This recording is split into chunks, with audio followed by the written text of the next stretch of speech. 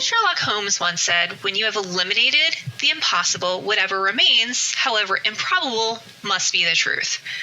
But what if the truth isn't just improbable? What if it's horrifying? What if it's something so baffling that our minds can't accept it? What if it's because our senses can't confirm it, or it makes our very soul shudder from committing such a depraved act? In this podcast, we'll journey through haunted history, metaphysical happenings, unexplained disappearances, and unconventional murders, events that challenge everything you thought you knew. And sometimes we'll uncover the truth, but perhaps not in the way that you were hoping. I'm Jen. And I'm Woo, and this is The Haunting Truth, where facts blur into the unknown and what remains after we question everything might just shake us to our core. Listener discretion advised.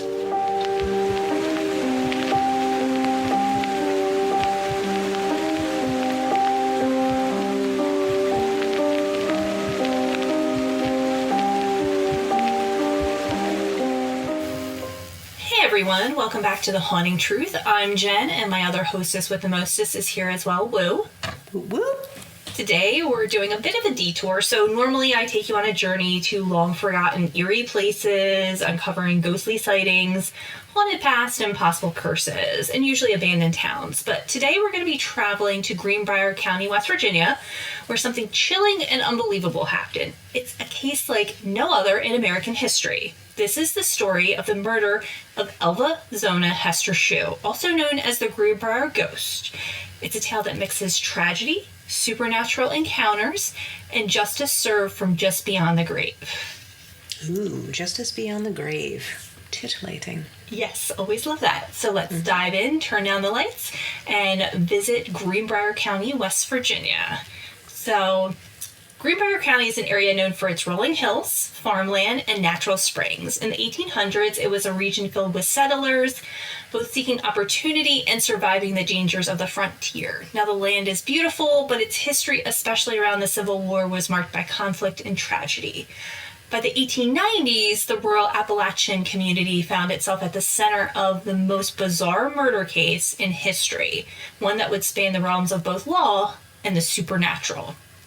So let's go ahead and get into it. Always exciting, you know? Mm-hmm. So first we're going to talk about the background on Aramis Trout Shue. Okay? Love the first name. Not, I don't know about the second one. But. Yeah, well, it's actually Aramis Stribling Trout Shue. Aramis Stribling Trout Shue. Yes. ASTS, it sounds like some kind of disorder. I mean, it could be. We'll get into why that probably matches really well. Okay. So he was born in Mount Solon, Virginia in 1861. Trout's early life wasn't eventful, but by 1885, he found himself marrying his first wife, and her name was Allie Esterline Cutlip. That marriage, however, only lasted about 5 years, but it did result in a daughter, Gertrude Lucrezia Shue. I like the name Lucrezia, let me tell you. This is some good stuff. I mean, there's going to be some more names that you're just going to... Yeah, there's some interesting ones in here, so I think we need to bring some of these back. Now, this marriage left a lasting impression on Allie due to Trout's violent nature and physical abuse. Oh, that's not good. So it even prompted the neighbors to intervene on the young mother's behalf on more than one occasion. So, I mean, there was at one point in time that reportedly he was in the middle of abusing her, and the neighbors intervened and threw him in the middle of a stream to cool him off from the fight. Well, kudos to the neighbors. That's the kind of community I think we all need to be a part of. Yeah, I definitely agree with that. But luckily for Allie, Trout was in prison as a horse thief by 1889. Horse we have a history with horse thieves at this point, allowing a quick and painless divorce. So, as you can see, Trout Shue is not exactly setting himself up for a model reputation, and he's only 28 years old. Oh, wow. So, okay, so first wife, 28, horse thief. All right. Yeah. Allie did, however, remarry in 1894 to Tinker Alfred McMillan. Tinker. Yes. Oh, such a nice name. He sounds like a nice guy. Yeah, they did have 6 children together, and they lived what appeared to be a happy marriage till Allie passed away in 1942 at the age of 74, and Tinker only following a few years later in 1945. No. So she had a rough go of it, but it seems like she really did find true love afterwards. So I was really excited for her. Now, Trout's second marriage and his second wife, it wouldn't end so amicably, to say the least. So his second marriage was equally tragic, and I said less lucky for his second wife. His second wife was Lucy Tritt. She died under some suspicious circumstances just 8 months after they married. Oh, 8 months. Yeah. Wow. That's not even time for the honeymoon to wear off. Yeah, there was no honeymoon phase at this point, I feel like. So they speculate, there's several speculations for cause of death, including poisoning, slipping on ice, but the most popular reason was that Trout Shue accidentally dropped a brick on her head while making repairs to the roof of their home in Pocahontas County, and Lucy was supposedly pregnant at her time of death. Okay, so I feel like those 3 ways of dying are vastly different from each other. Poisoning versus a brick in the head versus slipping on ice. So how do you not be able to tie back to what was real? And it's not even like poisoning via strychnine or, arsenic. Like, it's vastly different. Well, we're going to get into that because you'll see here that some of the doctors in the area didn't really put a big emphasis on cause of death. And we'll get into that later on in the episode. You'll kind of see how people didn't really, either they put wrong information down or they really didn't care enough to even do a thorough examination. And you might find out why they didn't maybe examine Lucy Tritt as closely as they should have. Okay. So at this point, it's clear Trout Shue has a pattern. And as soon as he would marry a third time, this time it was to 20-year-old named Elva Zona Heaster. Now, she went by Zona. And she was, and you have to understand, all these women are from Greenbrier County, West Virginia, which are from small towns or hollers. And if you're from West Virginia or Appalachia, there are a lot of larger towns that have smaller unincorporated towns surrounding them. So this includes like smaller convenience stores. It's like a community outside of a community, which is usually kind of connected by a post office or a church. But in this time, there wasn't a lot of communication. So it seems like Trout Shue was taking these women from Greenbrier County and then living in a completely different community with them to kind of cut them off from their family. No narcissistic or abusing patterns there. Oh, absolutely not. I mean, whatsoever. So how old was he at this time of his third marriage? So he, at the time of his third marriage, I believe he's in his 30s at this point in time, and she's only 20. Okay. Yeah. So, but he seems like he preys upon young, vulnerable women, and we'll get into that. So, Zona Heaster was a strong-willed young woman from a deeply religious family. She was the only daughter of Jacob and Mary Jane Heaster. As I said, she grew up in Greenbrier County, and she had already faced some heartbreak. So she was having an affair, and she had a child out of wedlock a year beforehand, and unfortunately that child ended up passing away shortly after its birth. Oh, that's a shame. Yeah, so she was, at this time, she was pretty heartbroken. But, and her mom really did not like Trout Shue. She did know about his criminal history and his questionable past, but Zona had fallen in love with him really fast. So they met in September of 1896, and they ended up marrying in October of 1896. Now, Zona had met him while since he was a blacksmith in town. That's how he kind of traveled from place to place, being working for the blacksmith shops. Okay, so this guy went from 5 years to 8 months. Well, those were the length of the marriages, not the amount of time before they met. So just a month, and then he locked her down. Yes. Okay. Yep. Right. So just a month, and they left her down. But this marriage would turn out to be a nightmare. So by January 23rd of 1897, so if you're counting as you just did, 3 months later, Zona was dead. Oh, okay. So 5, 8, and 3 months. He is escalating ridiculously fast. Yes, absolutely. If it is due to him. Yeah. Quote unquote, if it's due to him. So, now the actual death of Zona Heaster Shue is very interesting. So, it was a cold morning in January when Shue went to work at the blacksmith shop in town, leaving Zona at home. Later on, Shue would go to a neighbor's house to ask if their son could check on his wife to see if she needed anything from the store. And the neighbor's son was named Andy Jones. Now, he went to the Shue house, and what he found was horrifying. So Zona was laying dead at the bottom of their stairs. So, obviously traumatized, this boy ran to his mom and then to Trout and let them know what happened. And then he told his mother so that she could notify the local doctor. So they did call Dr. George W. Knapp to the house to verify her death. But by the time the doctor arrived, and this was a few hours later, Trout had already carried Zona's body upstairs. He had and dressed her for burial. Not wasting any time, this one.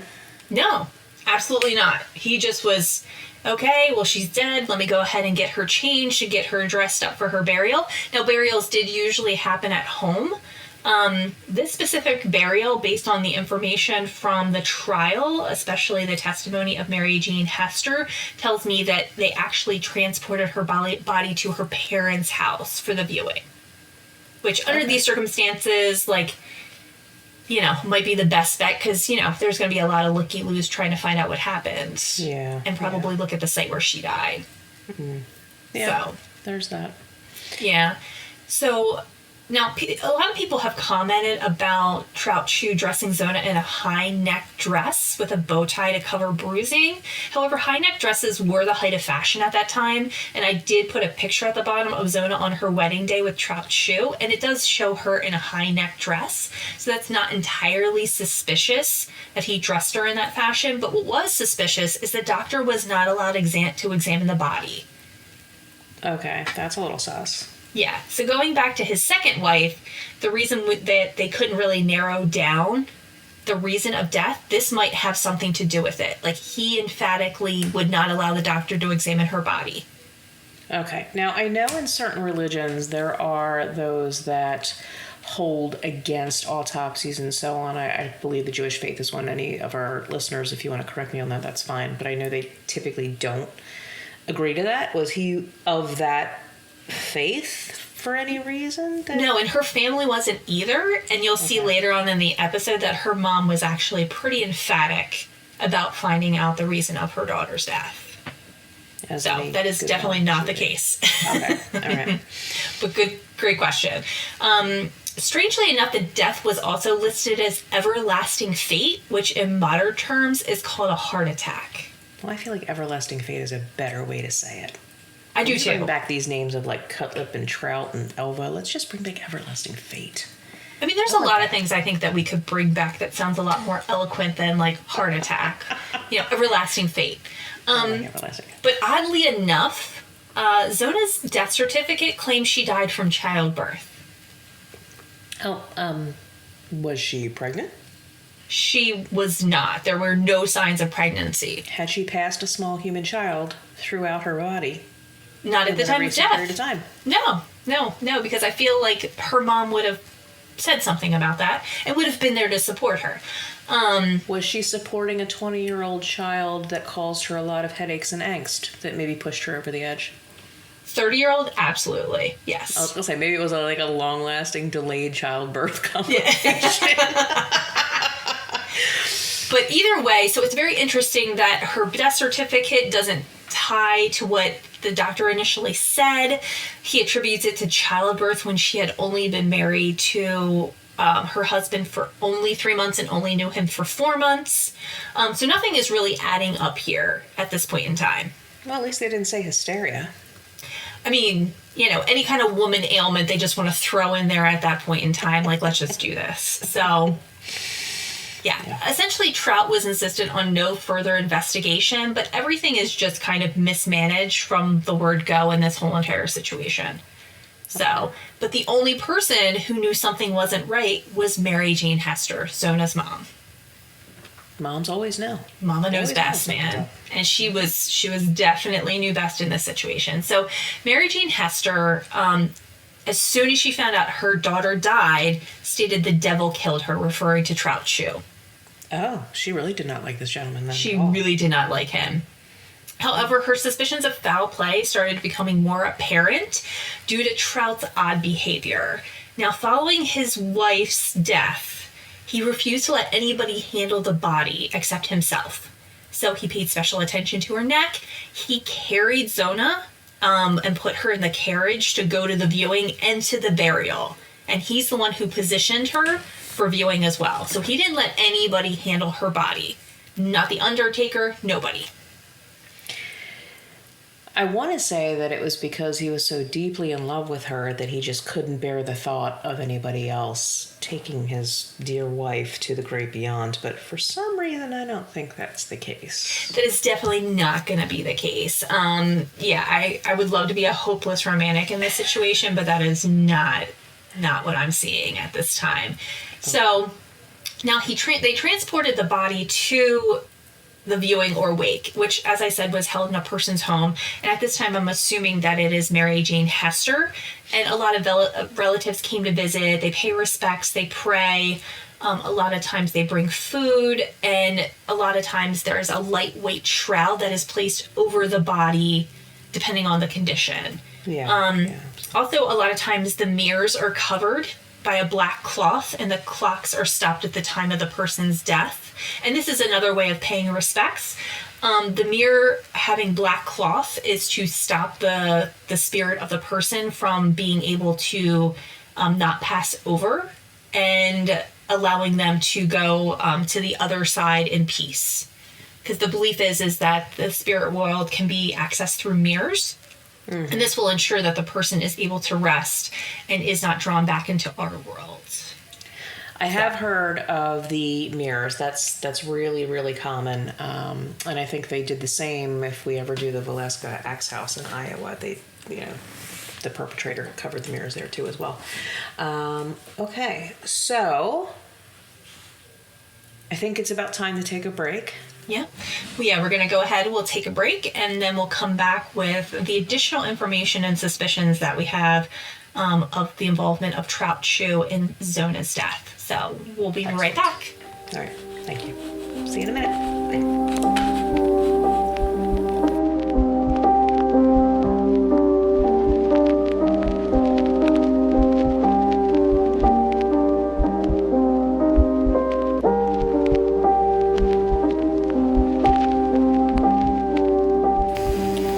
Welcome back to the Haunting Truth. So we're going to go over the reason why Zona Heaster Shue, why we think that Trout Shue had something to do with her death. Now, at the time of the viewing, one of the other things that he did that was really odd is he kept repositioning the body, and several people commented on this. So what he was doing is, everybody said that Zona's head kind of seemed like it was tilted. It didn't seem like it was very straight, and periodically Trout would go and fix her neck and her head to make it look like it was a little bit straighter, because it kept kind of wobbling to the side, which a lot of people commented was extremely odd. Yeah, because you don't normally go and adjust bodies as they're laying out there. I can't imagine there's a lot of movement happening. Like, why do you need to keep doing that? It just seems Can you imagine going up to somebody's, wake and readjusting them while in their coffin? Right. And I mean, how's he doing? Is he propping her head up with a pillow? Yeah. What this looks like. That's yeah. not good. Yeah, and then afterwards, Mary Jane Heaster tried to give Zona's burial shroud back to Trout Shue, because essentially it was a very light comforter that they had on their bed, and he refused to take it back. Well, you would think he probably would have taken it back to use for his fourth wife.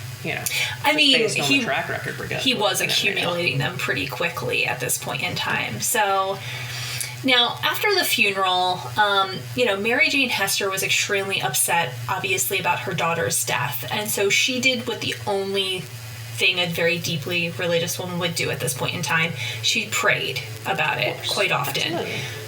Now, something did answer her prayers, actually. She kept asking for a sign, and she did receive a sign. So Mary Jane reported that Zona had come to her 4 nights in a row, only weeks after her daughter's funeral, appearing as a ghostly figure standing by her bedside.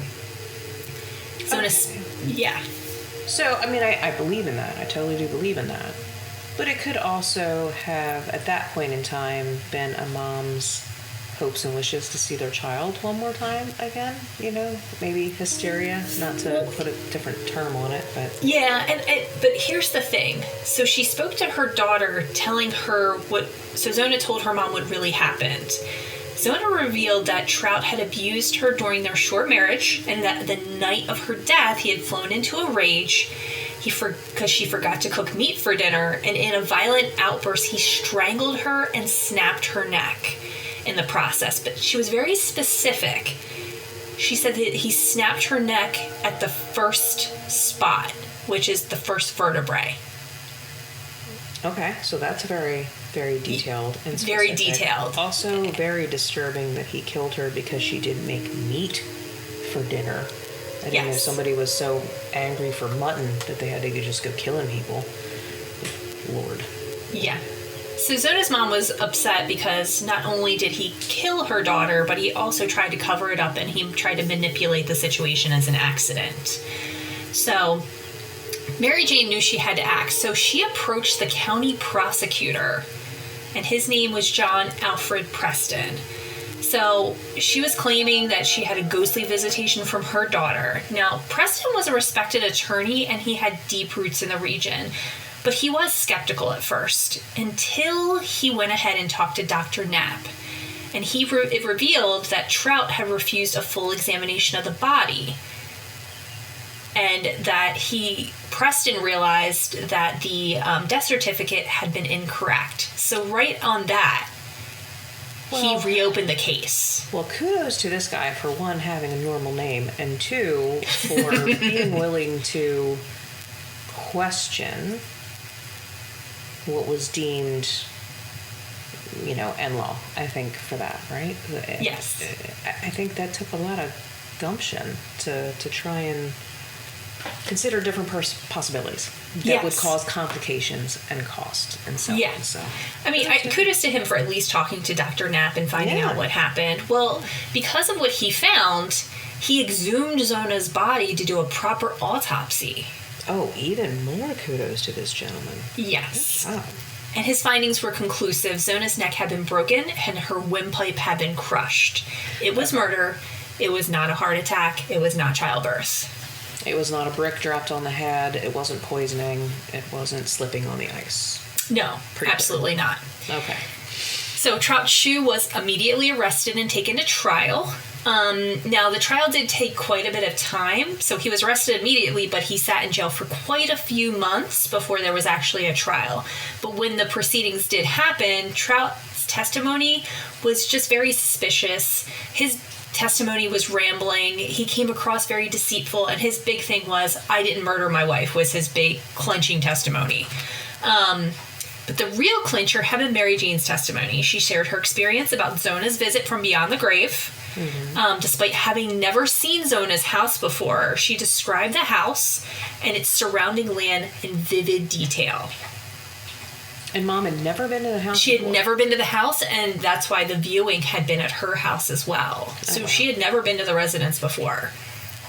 So her testimony was so compelling that the jury believed her, and Trout Shue was convicted of first-degree murder. And was this a peer of his peer, or a jury of his peers? So it was. So back in the day, there wasn't a sequestering to have a trial out of county or anything else. There wasn't. That motion was not something that they could do at that time. Mm-hmm. So it was a jury of his peers. All right. Yeah. And they came to the right conclusion, I would say. I believe so as well. Now, the jury and the public have been so convinced of his, him being a murderer, mm-hmm. that they actually formed a mob determined to serve their own justice. I really like this community. Yeah. But before they stormed the jail, Sheriff Nickel got word of the mob's plan, and he quickly moved Trout to a safer location before the lynching could have actually commenced. Right, so it was thwarted, unfortunately. Yeah.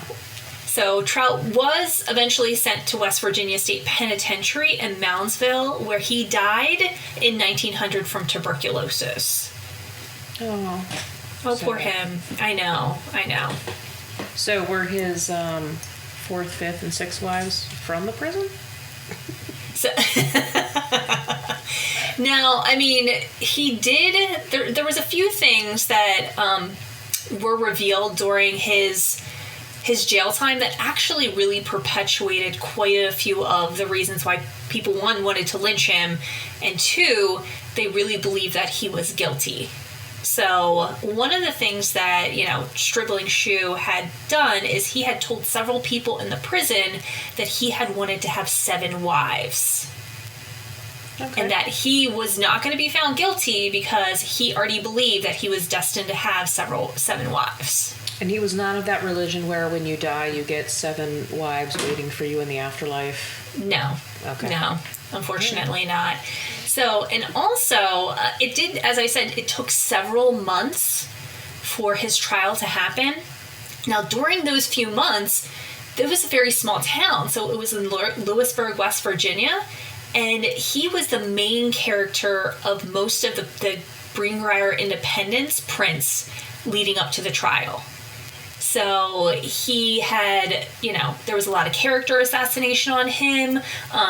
They did put in the paper that he had threatened to kill himself while he was awaiting trial. So there was like huge buildup, and it was basically a media sensation. So for 5 months building up to this trial, he had been, stating all of these things that were going into the paper. Okay, so this also influenced his pure jury, right? Yes. Nothing but, okay. Yeah, and you have to understand this also was a very less populous area, so the jury pool had been reading all this information for months. And they did also read the fact that he did want to have 7 wives, but he had only had 3 so far, and so he was bound to be found innocent.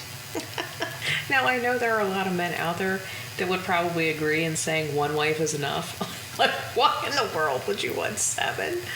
But yes, I don't know. Maybe it was listening to that Eagle song. Got a world trouble on my mind. 7 women. 1 that want to hold me, 2 that want to stow me. 1 so she's a friend of mine. Friend of mine. Yes. Yep. Wow. Okay. Yeah. So I mean, this really changed people's perspectives, and also the jury pool was probably largely tainted by at least a few months of all of this propaganda that was being put out by the local papers, and also this was national news as well. National news. Yes, so it wasn't just things were going out, it also became national news as well. I'm just thinking, because it's a small town, right? I mean, it's not, that big. Yeah, Greenbrier County it's a pretty big county, but there's not a large population there. And I don't know if news was slow, but this had been a national story. Okay. Now, one of the reasons I think it had become a national story, and maybe why John Alfred Preston had really tried to dig into it a little bit, or at least entertain the fact that maybe a haunting had happened of some point in time, is one, he did come from a very religious background. Okay. His dad had been a minister. Okay. He also had several family members, including his brothers, that had been in the Civil War. One of them had lost his life, and the other one had lost a limb during some of the encounters. And he himself, at only 17, had been in the cavalry, and he was a Confederate Army veteran. So, I mean, with that being the case, you do want to hope that there is something beyond the grave. Yeah. But also, during this time, it was a huge movement in spiritualism. So right during the Civil War and everything else like that, Mary Todd Lincoln was one person who really pushed spiritualism and had held seances at the White House after her son Willie had actually unfortunately passed away. So spiritualism really developed during the time of the Civil War and continued on into the 1900s. So it wasn't out of the ordinary to think that somebody could connect with somebody else from beyond the grave. Okay. Yeah, I do remember this time, and that completely explains why he would be more open to that possibility. Yes, absolutely. So these are some of the reasons why I believe that, that people were leaning more towards the story of Mary Heaster and why she was so believable at this time and why Zona was able to connect with her from beyond the grave. So, the big question of what is the haunting truth? Do we really believe that Zona Heaster Shue contacted her mother from beyond the grave? That's up for interpretation. I really do think that she had some really interesting details that nobody else had been aware of at the time. It was, Jane Heaster knew exactly how her daughter died to the point where she knew where she broke her neck. And she also could, in vivid detail, describe the home that her daughter had lived in, even though she had never visited it. And she also knew a lot of different things, especially even the time of death that it had happened, that it happened in the morning and people had thought that she had fallen down the stairs and she had died in the afternoon. So I fully believe that Elva did come to her mother, because I feel like in the recording of this episode she has shown up a few times for us, which we could talk about a little bit more after the break. We want to take another one here real quick. Yep, absolutely. We'll be right back. All right, bye. Bye.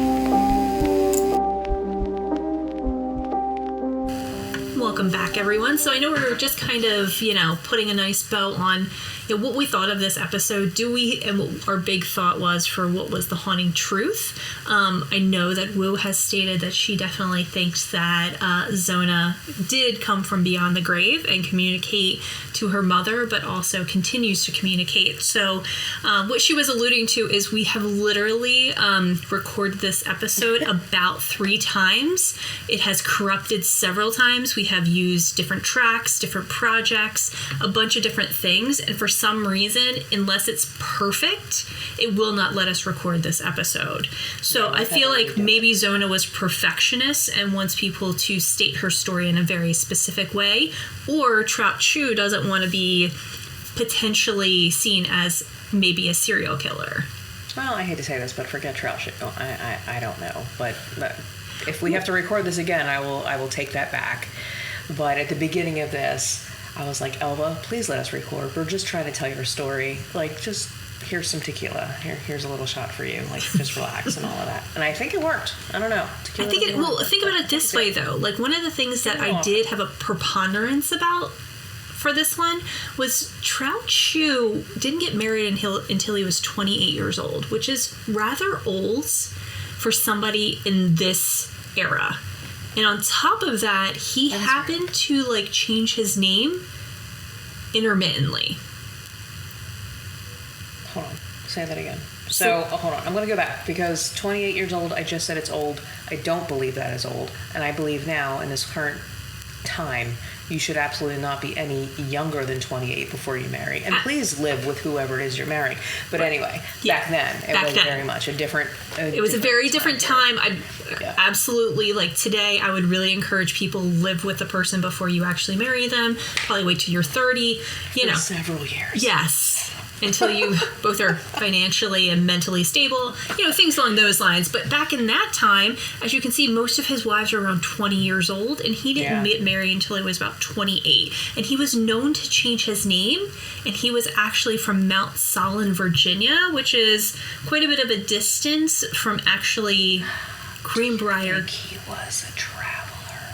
I think that he had a different name, and I think that maybe he did this prolifically in his area before, and that's why he moved over to Greenbrier County so that he could prey on different people, because people were starting to catch on. That completely makes sense. And he was known to change his name, is the thing.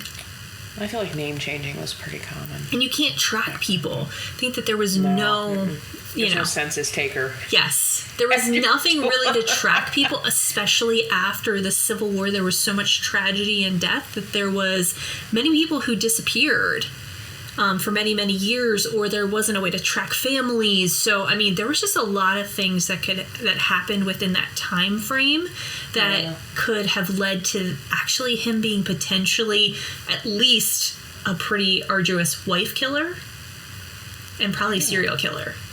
Probably was. It probably was. Yeah. And he kept getting away with it. Because he could. Yeah. And think about it, he kept taking his wives from Greenbrier County and moving them to different locations. So every time he got married, he moved to a different location. But Greenbrier County seemed to be his hunting ground. Until clever mama. Yeah, until Mary Heaster just was not having was it. like, oh, no, sir. No, Yeah. You're going down. Yeah, absolutely. So maybe it is the fact that Zona really wanted us to dive more deeper into what Trout was doing.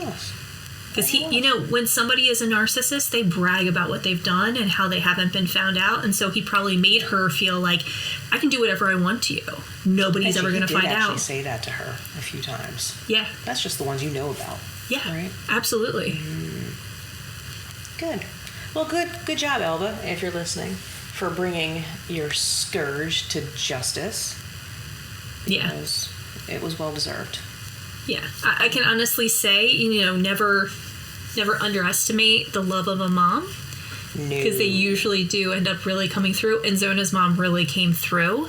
I mean, the fact that she was so desperate to argue about the fact that her daughter, was murdered. And she went all the way to Lewisburg in order to ensure that he came to justice. That really shows that she was not going to back down from this.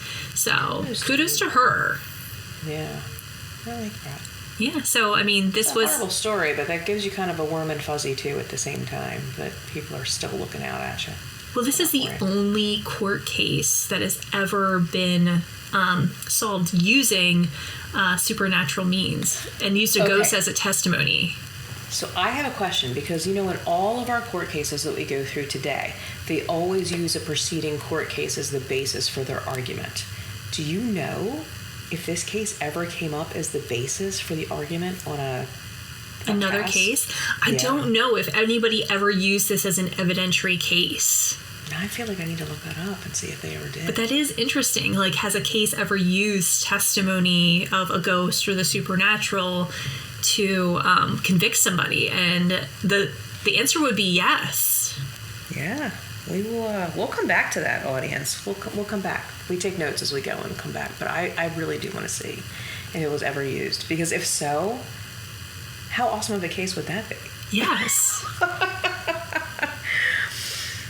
Well, because think about it this way. There was a case, and it's a little bit different, but there was a case of exorcism where somebody had passed away, unfortunately, during an exorcism. So I don't know if they ever referenced the fact of this case to say that, supernatural means were used in a previous court proceeding.